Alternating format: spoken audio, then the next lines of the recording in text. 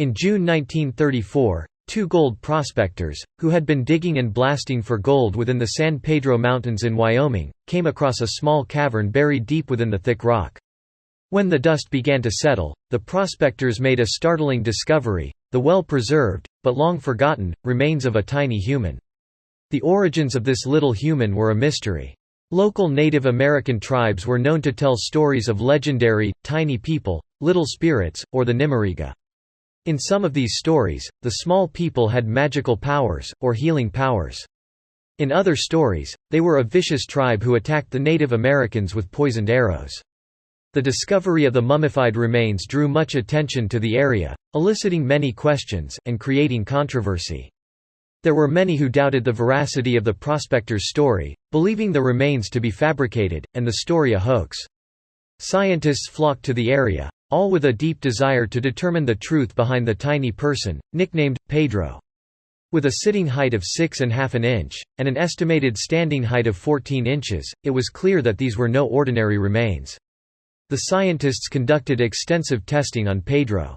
First, they reviewed the outward physical evidence. Pedro was found in a sitting position, cross-legged, on a small ledge within what appeared to be a man-made cave. With bulging eyes and a flattened cranium, Pedro was extremely well preserved, so much so that even his fingernails were visible. A gelatinous substance covered Pedro's head, and it became clear that liquids had been used to preserve the body.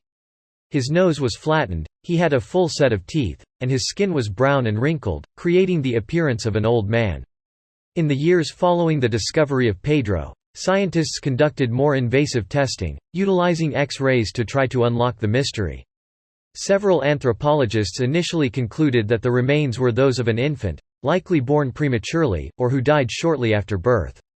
This, however, is an area of disagreement, as a second body of scientists believe the remains to be those of an adult, possibly 16 to 65 years in age.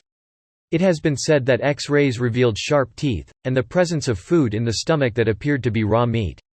The X-rays also suggested that Pedro had suffered a violent death, showing broken bones, a damaged spine, and damage to the skull. The discovery of the mummified remains led to significant speculation that the remains were a hoax. The presence of the gelatinous substance on Pedro's head led some to believe that the remains were actually those of a deceased infant, recovered from a medical facility, or that the prospectors had created the remains using a crude form of taxidermy. However, others maintained the remains were evidence of a leprechaun-like race, like those mentioned in the legends of the local indigenous people, or evidence of an extraterrestrial being. It was difficult for many to fathom that a human of such tiny stature could possibly be an adult. While modern testing could provide many more answers about the origins of Pedro, such testing is not possible because the location of the remains has been unknown for several years. It is said that the remains were put on display during sideshows in the 1940s, and were then purchased by a man named Ivan Goodman. Upon Goodman's death in 1950, the remains passed to a man named Leonard Waller, sometimes reported as Walder. The remains have not been seen since. With the remains nowhere to be found, the mysteries of Pedro linger to this day.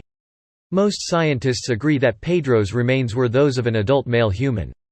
However, modern testing could have answered so many additional questions, like where he came from, whether he suffered any diseases or congenital conditions, what the gelatinous substance was, and how his remains come to be sealed within a thick layer of rock.